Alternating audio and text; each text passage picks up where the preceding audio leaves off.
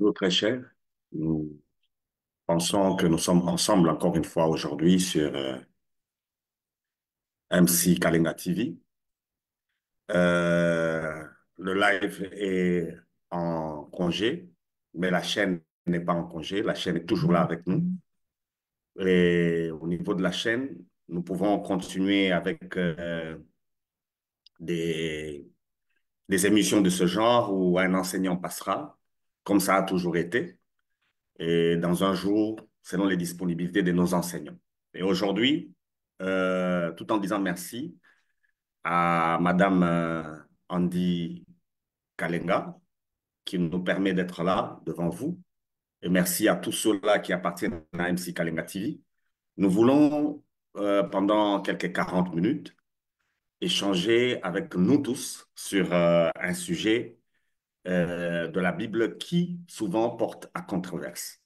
Comme vous l'avez lu, le thème, c'est repentez-vous. Repentez-vous revient plusieurs fois dans les Écritures et vous connaissez le principe.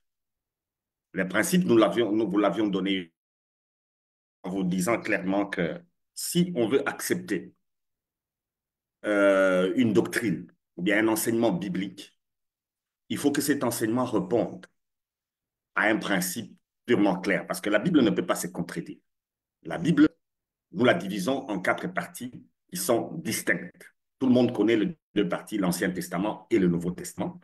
Mais sous le plan de la révélation biblique, la Bible a quatre parties distinctes. L'Ancien Testament, c'est l'ombre de tout enseignement biblique que nous présentons.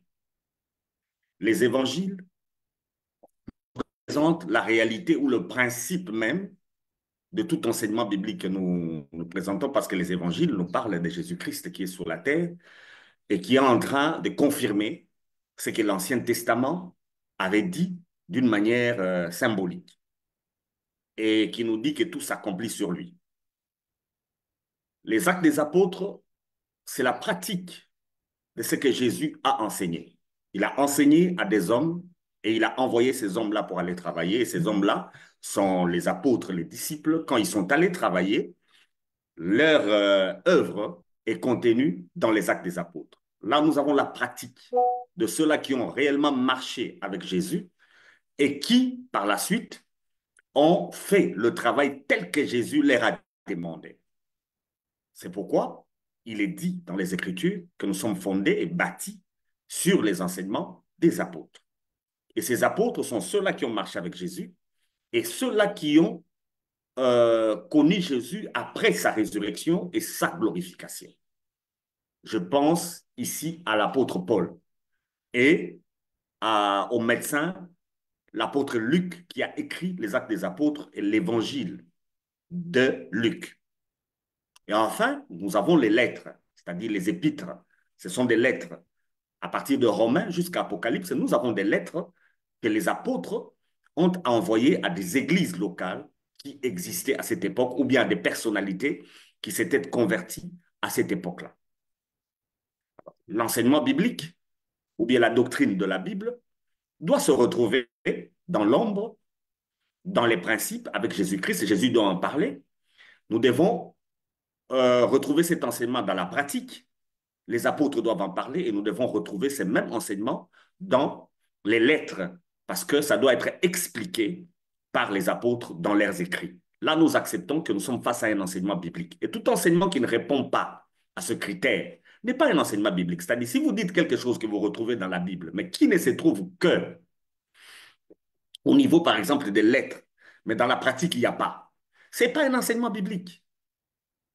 Donc, quand vous lisez quelque chose dans les épîtres, mais vous allez dans les actes des apôtres, vous ne trouvez pas ça, dites-vous que ce que vous avez lu n'est pas un enseignement biblique, mais un fait qui a apparu pendant un temps qu'un apôtre a expliqué, mais qui n'a rien à voir avec un enseignement biblique.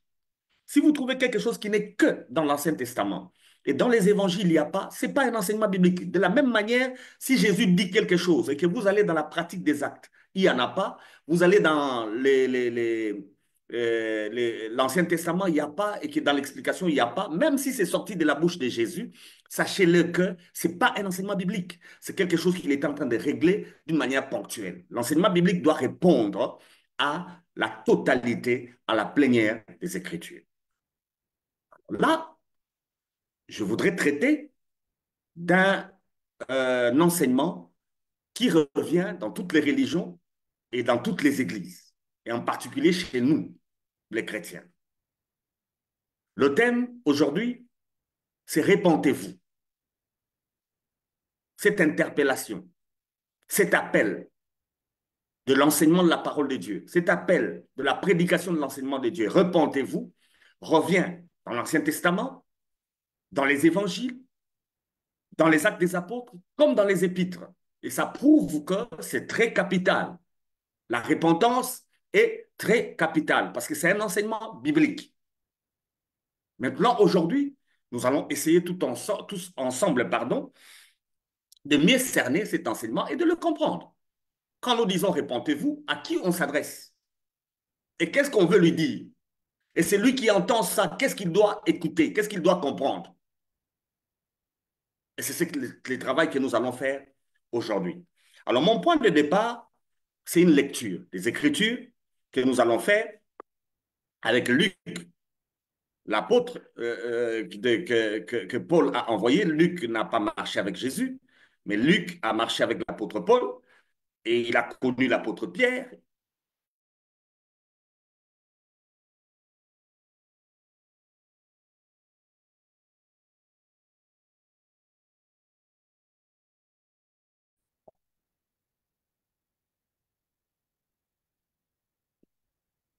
Vous nous excusez pour ces petites difficultés de connexion, mais nous faisons avec. Je disais que Luc n'a pas marché avec Jésus, il s'est converti juste après, mais c'est lui qui nous écrit, parce que c'est un disciple de l'apôtre Paul. Il a été avec l'apôtre Paul jusqu'à ce que l'apôtre Paul a été arrêté pour être amené à Rome. Lui, il était là. C'est pourquoi dans les actes des apôtres, par moment, vous voyez le changement du pronom personnel qui devient nous. Nous embarquâmes, nous partîmes. Donc lui aussi, il était avec l'apôtre Paul quand ils étaient sur l'île de Malte jusqu'à Rome. Luc était là. Alors nous lisons Luc 24. Je vais lire le verset 27 et je vais aussi sauter pour lire le verset 45 jusqu'à 47. Écoutez ce que disent les Écritures. Alors, commençant par les livres de Moïse et parcourant tous ceux des prophètes, Jésus leur expliqua ce qui se rapportait à lui dans toutes les Écritures. Ici, nous sommes, après la résurrection de notre Seigneur Jésus, sur les chemins d'Emmaüs, avec les deux disciples qui ne l'ont pas reconnu, qui ne savaient pas qui il était.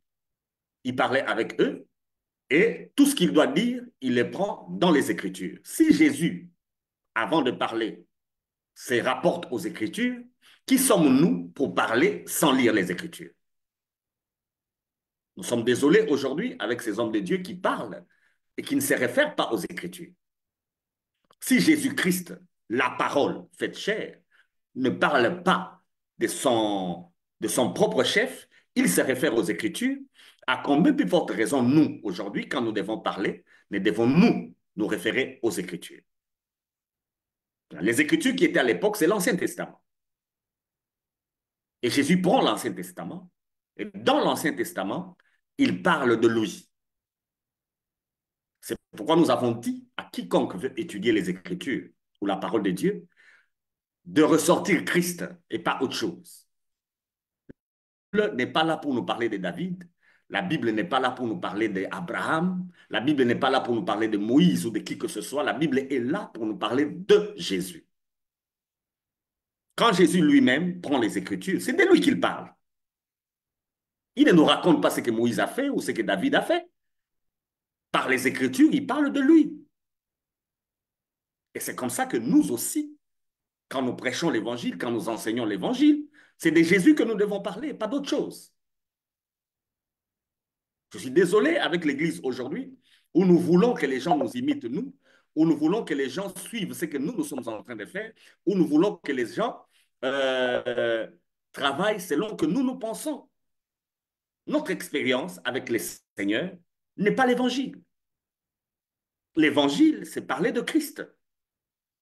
Et Jésus lui-même prenant l'Ancien Testament, il parle de Louis, parce que c'est ça l'erreur. L'Ancien Testament, quand on le prend entre nos mains, nous avons tendance à parler d'autre chose. L'Ancien Testament est l'ombre de la personne du Seigneur Jésus. Et Jésus est le principe, la réalité. Et voilà, Luc 24, 27, Jésus ne parle que de lui en touchant à l'Ancien Testament. Nous sautons le verset 45. Là-dessus, il a ouvert l'intelligence pour qu'ils puissent comprendre les Écritures. Donc, ces gens marchaient avec Jésus, ils ont entendu Jésus, mais ils ne comprenaient pas les Écritures. Il faut une ouverture d'esprit. C'est là l'importance du Saint-Esprit. Sans le Saint-Esprit, il nous est impossible d'avoir l'illumination sur les Saintes Écritures. Faites la théologie que vous pouvez faire. Moi, j'ai des diplômes en théologie, mais aucune théologie ne vous permettra pas de comprendre l'Évangile si le Seigneur ne vous ouvre pas l'esprit. Et voilà, il leur a ouvert l'esprit pour qu'ils comprennent les Écritures. Alors, il ajoute, verset 46, vous voyez, leur dit-il, il est écrit clairement que le Messie doit souffrir, mais qu'il ressuscitera des morts 3 jours après.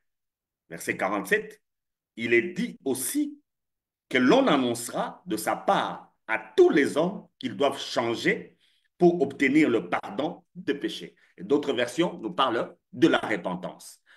Louis II, par exemple, il dit clairement que la repentance et le pardon de péché seront annoncés en son nom. Et la version que je présente va nous aider à mieux comprendre le concept repentez-vous. Mais déjà à ce niveau ici, vous allez constater que repentance et pardon de péché est conjonction. Donc le pardon de péché, ce n'est pas la repentance. Et pour vous qui nous rejoignez seulement aujourd'hui, restez sur MC Kalenga TV, prenez toutes les émissions qui ont été produites par cette chaîne pendant cette année 2024. Vous allez comprendre ce que nous avons dit sur le pardon de péché. Je ne vais pas y revenir. La repentance, ce n'est pas le pardon de péché. La repentance, bien qu'étant un changement, n'est pas le pardon de péché. Si vous voulez parler du pardon, c'est autre chose qu'il faut dire. Et la repentance, c'est encore autre chose. Donc, en Jésus-Christ, selon Jésus lui-même, nous allons enseigner la repentance et le pardon des péchés. Donc, nous annonçons par Jésus la repentance et nous annonçons le pardon des péchés par Jésus toujours. Donc, vous devez comprendre, mes frères et sœurs, vous qui nous suivez, que quand vous dites « je me repens », sachez-le que jusque-là, vous n'avez pas le pardon. Et quand vous dites que vous avez le pardon, nous devons observer quelle est la repentance qui est la vôtre. Parce que s'il n'y a pas repentance, c'est ce que Jésus vient de dire, il n'y aura pas de pardon. Et ma version, elle est claire. Elle dit ceci, le verset 47, je vais répéter pour que nous puissions bien comprendre. Il dit ceci, il est dit aussi que l'on annoncera de sa part à tous les hommes qu'ils doivent changer pour obtenir le pardon des péchés. Ce message sera proclamé à tous les peuples en commençant par Jérusalem. On commence par Jérusalem avec un message lequel que les hommes doivent changer et après les changements, ils obtiendront le pardon. La repentance veut dire un changement. Maintenant, on doit changer par rapport à quoi? Ces sons-là continuent jusqu'à maintenant. Je vais y aller rapidement. Vous allez constater avec Jonas, dans l'Ancien Testament, c'est l'évangéliste pratiquement de l'Ancien Testament, c'est un juif qui a été envoyé pour parler aux non-juifs. Jonas est envoyé à Ninive. Et à Ninive, il a un message qu'il doit donner. Quel est ce message qu'il va donner aux Ninivites? Nous essayerons aussi de le voir. Il est le premier qui est envoyé et qui porte ce message.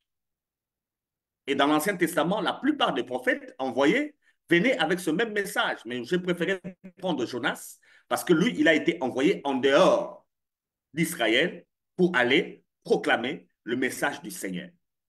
Donc, c'est pourquoi je vous dis que ce son, repentez-vous, nous concerne tous.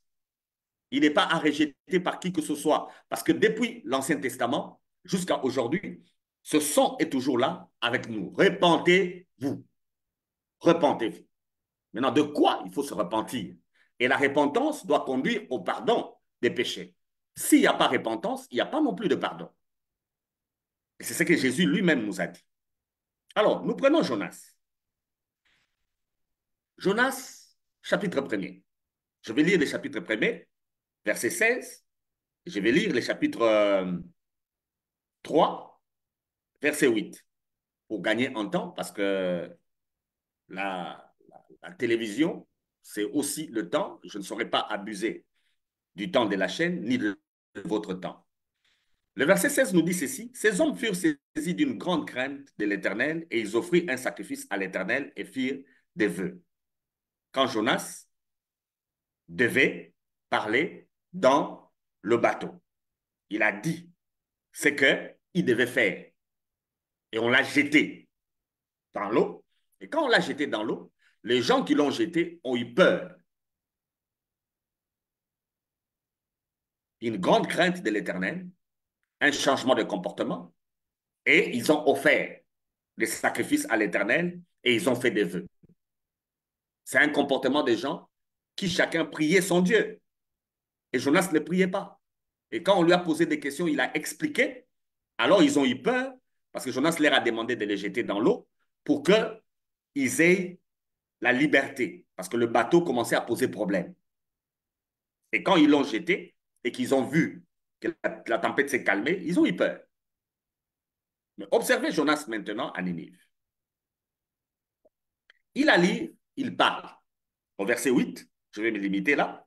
Que les hommes et les bêtes soient couverts de sacs, qu'ils crient à Dieu avec force et qu'ils reviennent tous de leur mauvaise voie et des actes de violence dont leurs mains sont coupables. Voilà comment Jonas va parler à Ninive. Il parle, il a dit beaucoup de choses quand il est arrivé, mais il a demandé au peuple de Ninive de se repentir et de poser une action. Quelle est l'action qu'il dit? Que les hommes et les bêtes soient couverts des sacs, qu'ils crient à Dieu avec force et qu'ils reviennent tous de leur mauvaise voie et des actes de violence dont leurs mains sont coupables. Voilà ce que Jonas a dit aux Ninivites. Et la suite, vous connaissez, les Ninivites ont eu un pardon. Ça commence avec Jonas. Et tout l'Ancien Testament, la pratique est la même. Je ne vais pas traîner dans l'Ancien Testament parce que c'est long. Ça nous présente Christ. Et ça sera plus clair avec des mots clairs quand nous venons dans le Nouveau Testament et dans la Nouvelle Alliance. Maintenant, arrivé dans le Nouveau Testament, qui est encore l'Ancienne Alliance, je vais prendre le dernier des prophètes. C'est qui le dernier des prophètes? C'est Jean-Baptiste. Nous allons lire comment Jean-Baptiste présente ces sujets face aux hommes pour arriver au pardon. Comment Jean-Baptiste se présente et quel est son message? Écoutez ce que Jean-Baptiste va dire. Nous sommes dans Matthieu. Il y a plusieurs textes, mais je prends seulement Matthieu, chapitre 3, les versets 1 et 2. Ça, c'est Jean-Baptiste qui arrive. En ces temps-là, Jean-Baptiste commença son ministère. Il s'est mis à prêcher dans le désert de Judée. Son message peut se résumer ainsi. Changez, car le règne des cieux est proche. Voilà le résumé du message de Jean-Baptiste. Alors, dans Louis II, on dit ceci: répentez-vous, car le royaume des cieux est proche. Changez. Comme Jonas a demandé aux Ninivites de changer, qu'ils portent le sac, qu'ils crient très fort au Seigneur et qu'ils offrent des sacrifices et qu'ils abandonnent leurs mauvais actes, alors Jean-Baptiste qui apparaît dit au peuple d'Israël auquel il est en train de parler, il leur demande: changez, car le royaume est proche. Il leur demande de changer. Et beaucoup de gens sont venus vers lui pour se faire baptiser dans l'eau.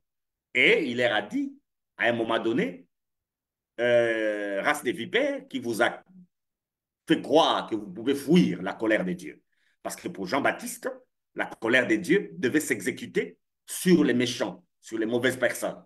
Et quand il dit changer, dans sa compréhension, il est comme Jonas. c'est la même compréhension. Il faut crier très fort au Seigneur. Il faut abandonner les mauvais actes et pour obtenir le pardon par la suite. Ça,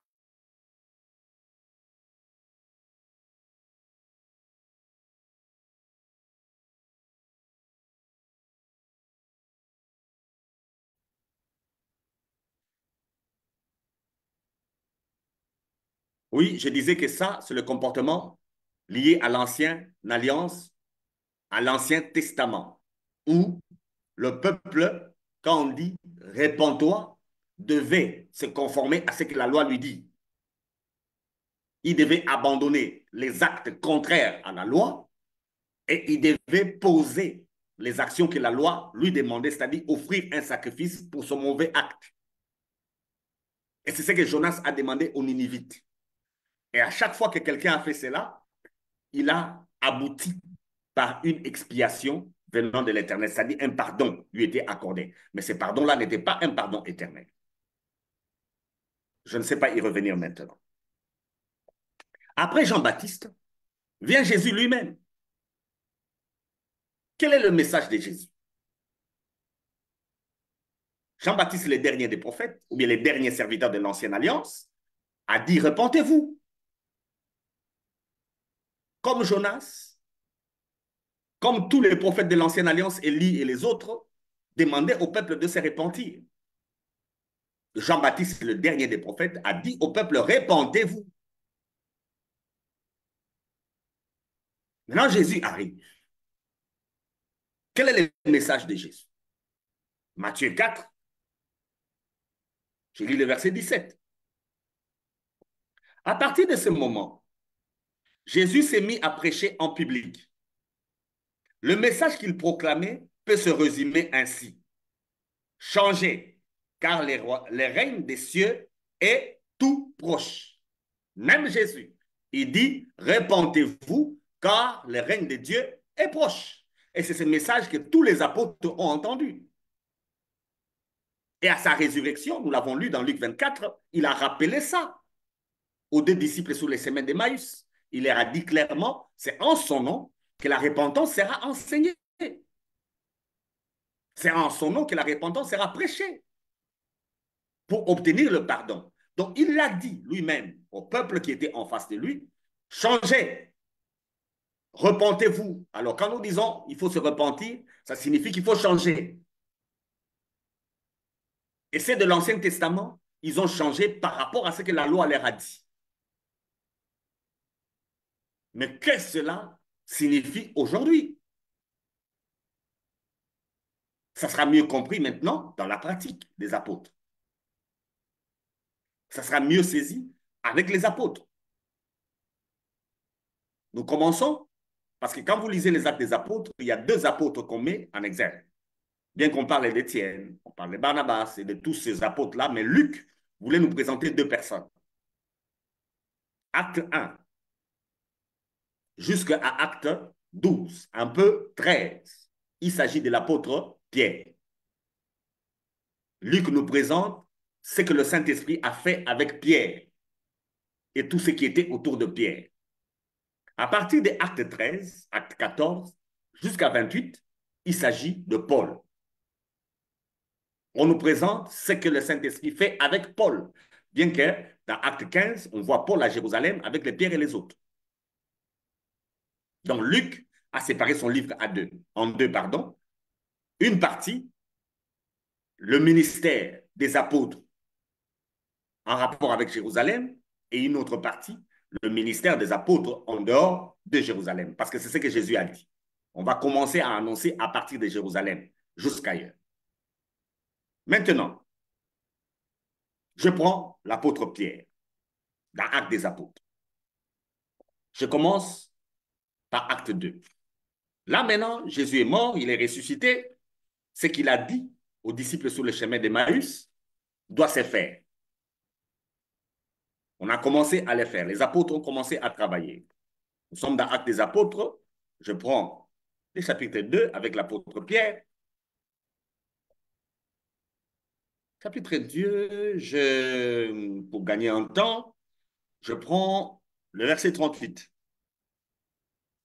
Pierre leur répondit, changez, vous connaissez le verset 37, si je peux le lire, on lui a posé la question par ceux qui étaient là.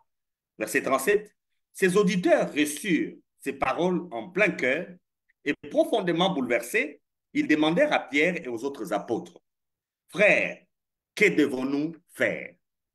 Verset 38, Pierre leur répondit, changez et que chacun de vous se fasse baptiser au nom de Jésus-Christ. Cela signifiera que vos péchés sont pardonnés. Alors, vous aussi, vous recevrez son cadeau, le Saint-Esprit. Voilà ce que l'apôtre Pierre annonce comme message.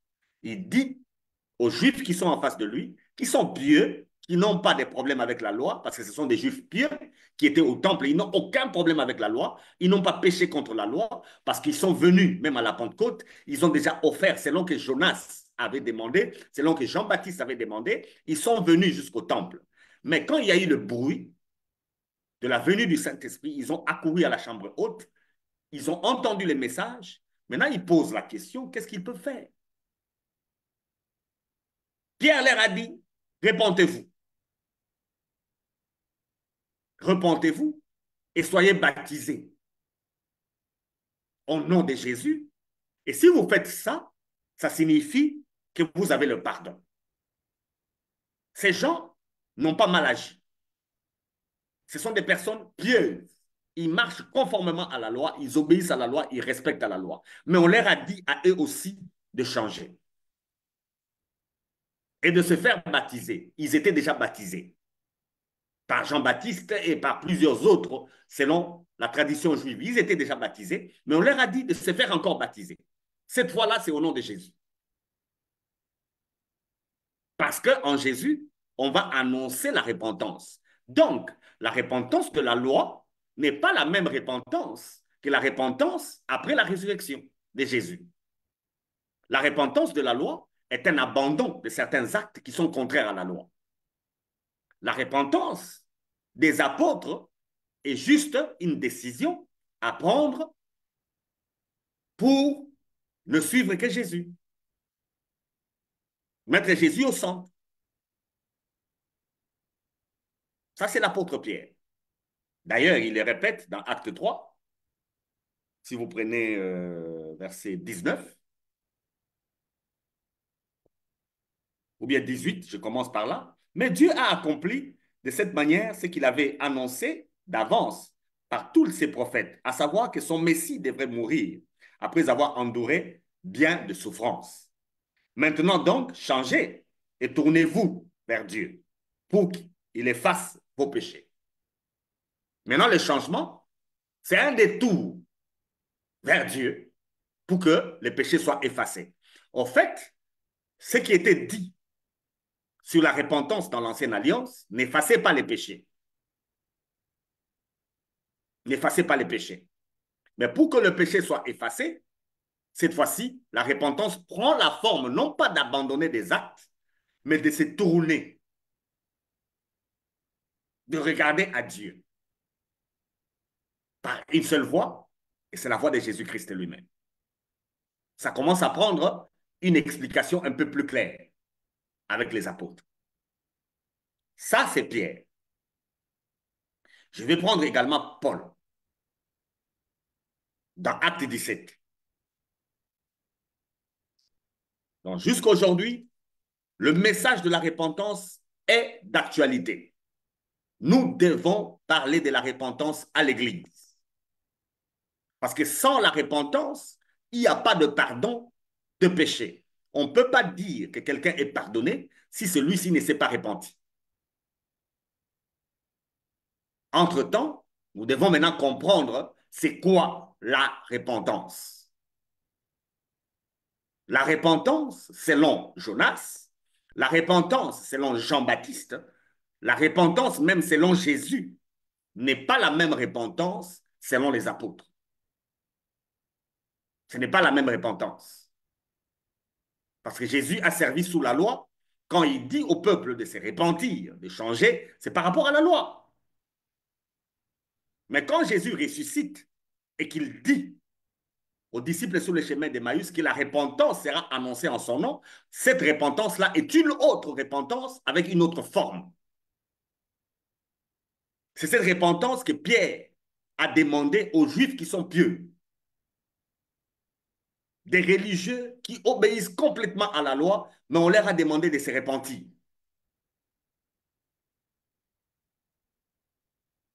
Acte 17. Je prends le verset 30 pour gagner en temps. Je peux prendre 29 et 30. Si donc nous sommes des descendances divines, comment pouvons-nous imaginer que la divinité puisse se représenter par des statues en or, en argent ou en pierre sculptées par les mains des artistes au gré de son imagination? Mais Dieu, dans sa bonté, ferme les yeux sur ces temps d'ignorance où les hommes ne savaient rien de lui. Aujourd'hui, par contre, il fait annoncer à tous les hommes, en tout lieu, qu'ils doivent changer. Ça, c'est l'apôtre Paul. L'apôtre Paul n'est pas à Jérusalem. Il se retrouve du côté de la Grèce antique et il prêche l'évangile. Et les hommes étaient idolâtres avant que l'apôtre ne vienne présenter l'évangile. Et c'est devant une statue qu'il s'est pointé pour leur faire comprendre que vous avez fait des statues et vous en avez mis une à un Dieu inconnu. Et c'est ce Dieu-là que je suis venu vous présenter. Alors il dit que Dieu ne tient pas compte de ces temps d'ignorance où vous avez cherché Dieu par des méthodes d'ignorance. Vous avez fait des statuts, vous êtes allé dans plusieurs options pour savoir chercher Dieu. Dieu n'a pas tenu compte de ce moment d'ignorance. C'est lui qui m'entend en ce moment qui a cherché Dieu d'une manière ignorante. Dieu ne tient pas compte de ce temps-là. Mais aujourd'hui, il vous demande de vous repentir. Il vous demande de changer. Ne pensez pas que Dieu peut être un homme. Ne pensez pas non plus que Dieu peut être une créature. Dieu n'est pas une créature. Dieu est le créateur. Et il ne peut pas être une sculpture. Vous n'avez pas le droit de vous agenouiller devant une sculpture pour penser que c'est Dieu. Mais il ne tient pas compte de ce temps d'ignorance. Tout ce que vous avez fait, vous l'avez fait par ignorance pour chercher Dieu. Mais aujourd'hui que vous m'entendez, vous devez changer. Vous devez changer. Il n'y a pas une loi qui doit vous contraindre. Il y a l'évangile qui vous demande de changer. Donc, nous constatons que les prophètes de l'Ancienne Alliance, que Jésus-Christ, que les apôtres qui ont marché avec Jésus et les apôtres qui n'ont pas marché avec Jésus, qui l'ont connu après sa résurrection, tous ont le même langage. Repentez-vous. Et repentez-vous, ça veut dire changer. Il n'y a pas de pardon s'il n'y a pas changement. On ne peut pas parler de pardon de péché sur quelqu'un qui ne change pas. Le pardon est conditionné par le changement. Et la repentance est un changement, c'est un détour pour avoir les regards fixés sur Dieu et enlever les regards sur l'homme. Alors, pour que je m'explique mieux, je vais prendre deux exemples. Et les exemples que je prends, ce sont des exemples de personnes qui ont marché avec Jésus. Je prends ces deux exemples. La première personne, c'est Judas. Et la deuxième personne, c'est Pierre. Je prends ces deux personnes. Pourquoi je les prends les deux? Parce que Jésus a dit, quand il marchait avec ses disciples, que l'un d'entre eux va les trahir. L'un d'entre eux va les trahir. Et pendant qu'il disait que l'un d'entre eux va les trahir, il a même dit qu'il sera un sujet de scandale pour eux tous et qu'eux tous vont fuir. L'apôtre Pierre va dire à Jésus, même s'il faut mourir, il mourra, mais il ne peut pas trahir Jésus. C'est ce qu'il avait dit. Et Jésus va lui dire, le coq n'aura pas chanté que toi tu vas me renier 3 fois. Donc, avant que le coq ne chante, aujourd'hui même, dans ce soir-là, jusqu'on arrive qu'au matin, avant que le coq ne chante, toi tu m'auras renié 3 fois. Et en finalité, Jésus a été arrêté par la trahison de Judas. Et Pierre va renier Jésus 3 fois. Dans la cour du souverain sacrificateur où il était entré, on va lui poser la question par 3 fois s'il était un des disciples de Jésus, il va le renier. Et pour la 13e fois, Jésus va les regarder, leurs yeux vont se rencontrer et les coqs vont chanter. Et Pierre va constater qu'effectivement, lui aussi a trahi Jésus. Donc nous avons 2 traîtres. Il y a un qui a pris l'argent, qui a vendu Jésus, et il y a un autre qui a renié Jésus. Le jour où Jésus a été arrêté, on a 2 traîtres. Nous avons Judas, qui lui a pris l'argent pour donner au souverain sacrificateur une occasion d'arrêter Jésus, ce qui était écrit, conformément aux Écritures. Et il y a Pierre aussi, qui a renié Jésus, selon que Jésus avait dit qu'il sera un scandale pour eux. On se retrouve avec 2 traîtres. Maintenant, observons leur comportement, tous les deux. Parce que tous les deux ont la connaissance aussi de la loi. Tous les deux ont entendu Jean-Baptiste dire « Répentez-vous ». Tous les deux ont entendu aussi Jésus dire « Répentez-vous ». Quand on a mal agi, quand on est simplement une créature, ils ont entendu que Jésus demandait la repentance. Et ils ont entendu Jean-Baptiste qui demandait la repentance. Donc, tous les deux sont informés de la repentance. Alors, observons ces 2 traîtres. Comment ils se comportent. Parce que la repentance doit conduire au pardon. La vraie repentance, partout où nous venons de lire, depuis Jonas, Jean-Baptiste et Jésus et les apôtres, la repentance doit conduire au pardon. Le pardon n'est pas la repentance. Mais il faut premièrement la repentance et après, on obtient le pardon. Maintenant, observons ces 2 personnalités qui se sont méconduites. Ces 2 apôtres qui ont marché avec Jésus et qui se sont méconduits. Observons comment ils vont se repentir. Nous prenons en premier lieu Judas. À la maison, vous pouvez, parce que je n'ai plus assez de temps, il me reste quelques minutes, une dizaine de minutes pour terminer.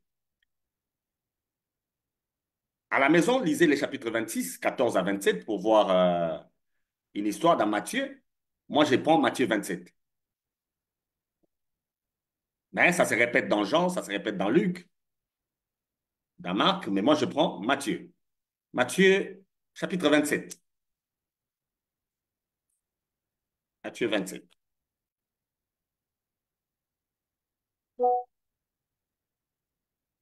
Pour gagner en temps aussi, pour gagner en temps, je prends le verset 3 et le verset 4. En voyant que Jésus était condamné, Judas, qui l'avait trahi, fit pris de remords.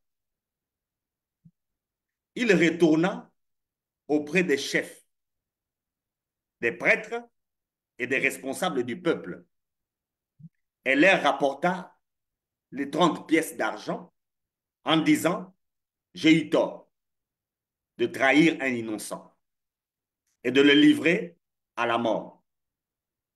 Mais ils lui répondirent, qu'est-ce que cela peut nous faire? Cela ne nous regarde pas. C'est ton affaire. Judas jeta les pièces d'argent dans le temple et s'enfuit pour aller se pendre. Voilà la repentance de Judas. Si vous comparez ce que Judas fait avec ce que les gens de Ninive ont fait à la prédication de Jonas, vous allez constater que Judas a fait la même chose que les gens de Ninive. Et ceux de Ninive, après avoir fait ça, vous allez constater qu'ils ont été pardonnés. Leur péché a été expié. Mais Judas, après avoir fait ça, il s'est retrouvé, Judas s'est retrouvé pendu, il s'est pendu. Il n'a pas eu le pardon, il est allé se pendre. Donc, quelque part, nous comprenons que la repentance de Judas n'est pas celle que Jésus demande. La repentance de Judas n'est pas celle que Jésus demande. Il a mal agi, Il avait pris l'argent, il a remis cet argent, il n'a pas utilisé cet argent, il a jeté même cet argent, mais il n'a pas eu le pardon. Alors aujourd'hui, quand nous disons répentez-vous, est-ce que ça signifie qu'il faut que vous puissiez aller vers les gens chez qui vous avez mal agi et leur dire j'ai agi contre vous en mal, remettre ce que vous avez pris? Est-ce que c'est de ça que nous parlons? J'ai dit non, parce que Judas l'a fait. La repentance telle que nous la prêchons dans nos églises, c'est la repentance de Judas. Mais cette repentance a conduit Judas au bois. Il est allé se pendre.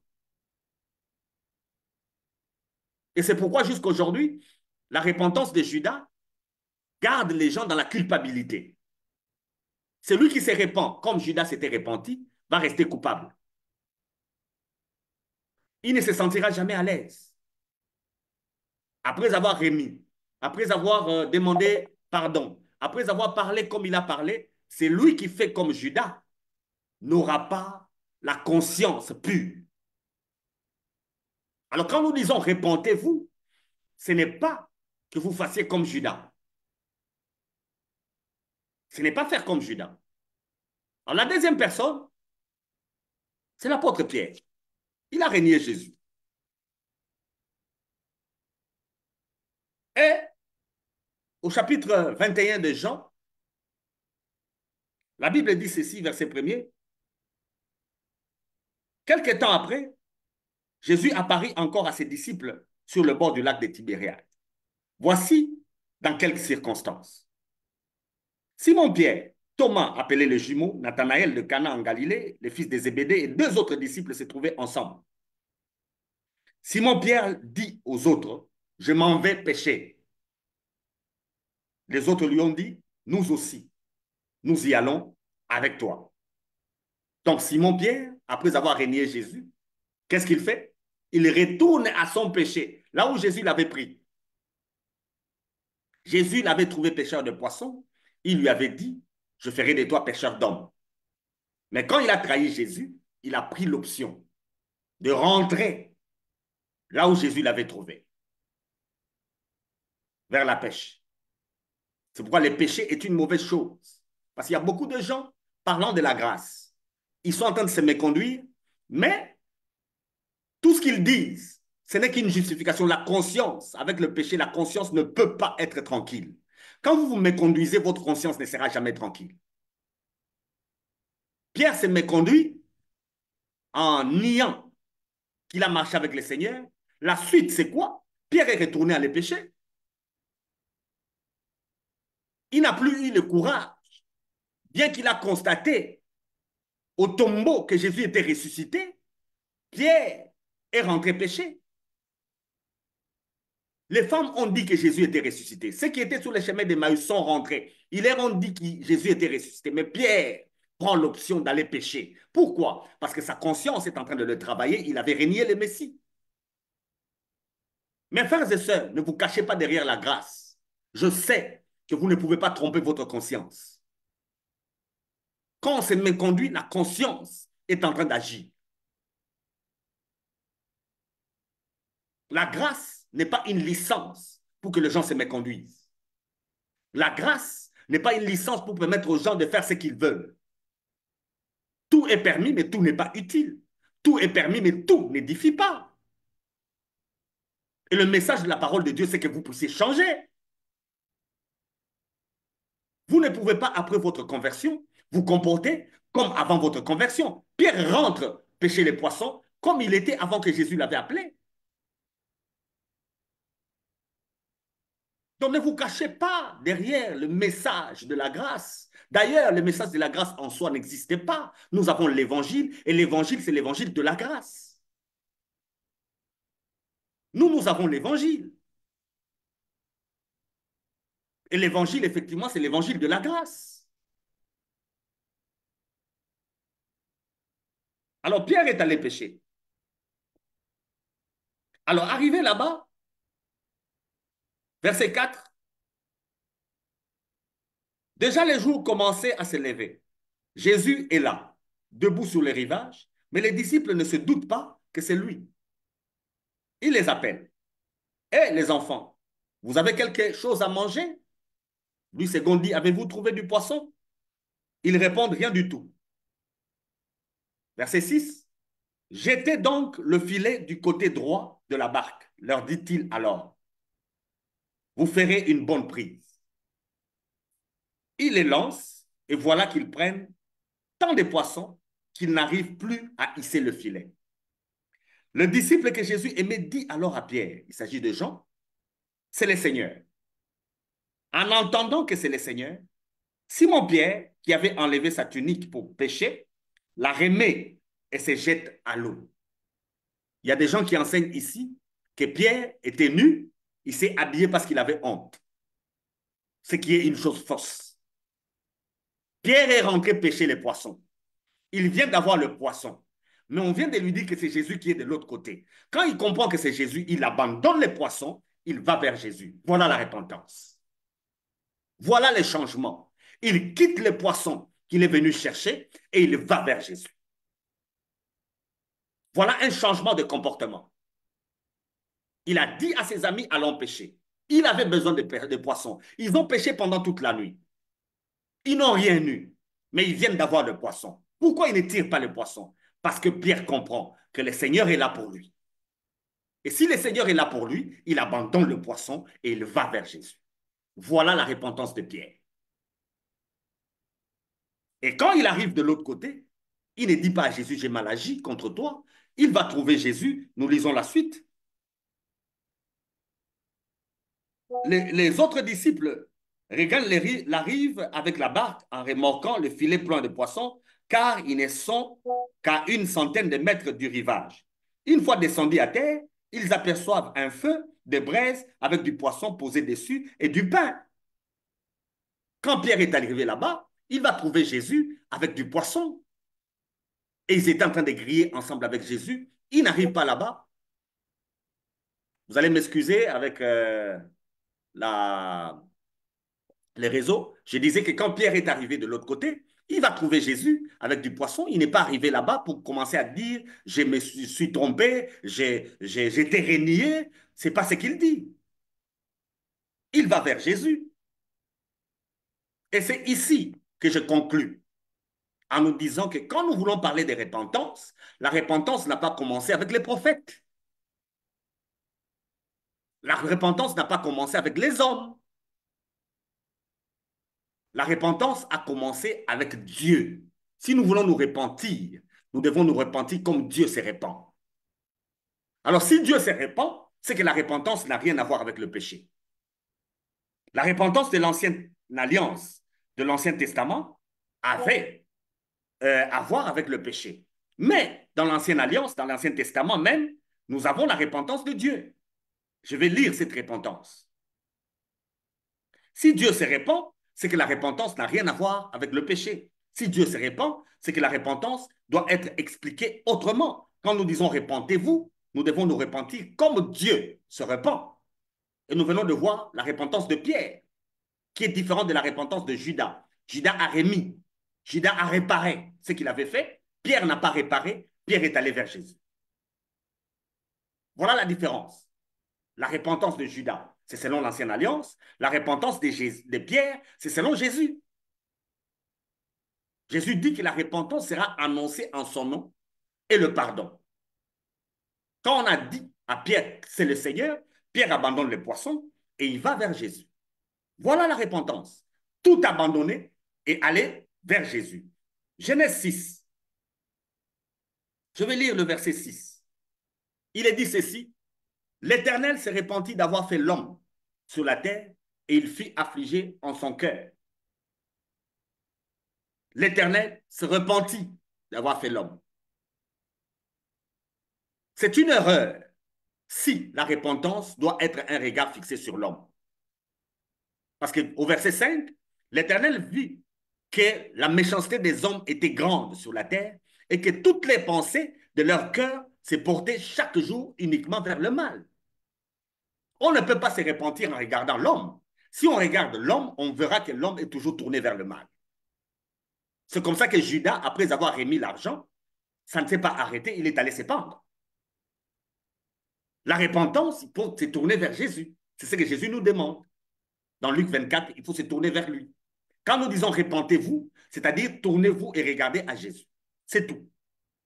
C'est ça la repentance. Et je conclus en lisant un texte des Écritures qui va nous aider, nous tous. C'est un texte exceptionnel. 2 Corinthiens 3, le verset 18. Je lis ce texte-là, un texte exceptionnel, parce que vous devez savoir, quand nous devons nous repentir, notre regard, c'est nous tourner vers Dieu. C'est ce que Jésus a commencé à dire aux gens. Il faut se retourner et regarder vers Dieu. Alors, quand nous regardons Dieu, Dieu est invisible. Dieu est esprit.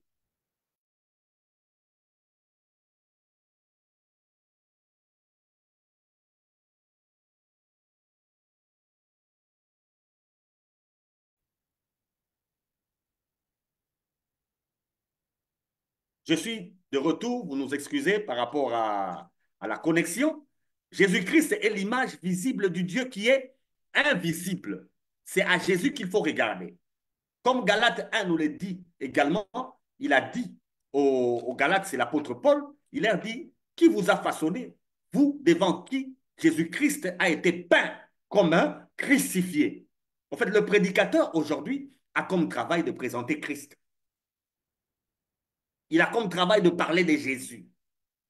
Dans les Écritures, nous avons la responsabilité de ne parler que de Jésus. Et que ceux-là qui nous entendent regardent à Jésus. Et s'ils commencent à regarder à Jésus, voilà ce qui va se passer. Voilà ce qui va se passer. Je vais lire de Corinthiens, chapitre 3, pour clôturer ici. Et pour donner encore de l'assurance à tous ceux-là qui ont cru en ce que Jésus a fait. De Corinthiens, chapitre 3, je lis le verset 18. Or, c'est sans voile, les visages découverts, que nous tous, nous contemplons comme dans un miroir la gloire du Seigneur. Ainsi, nous sommes constamment transformés d'après son modèle pour lui ressembler davantage de jour en jour et en refléter une image toujours fidèle. Sa gloire devient progressivement nôtre. Il ne saurait en être autrement, car c'est lui qui agit en nous, c'est le Seigneur lui-même par son esprit. Donc, vous qui m'écoutez, qui prêchez la grâce, qui prêchez l'évangile, vous devez être transformé. Si c'est Jésus que vous regardez, vous devez être à son image et de gloire en gloire. Jésus avait le corps du péché, c'est vrai, mais Jésus n'a jamais péché. Alors ne nous trompons pas en disant que comme nous avons le corps du péché, donc nous allons pécher. Non.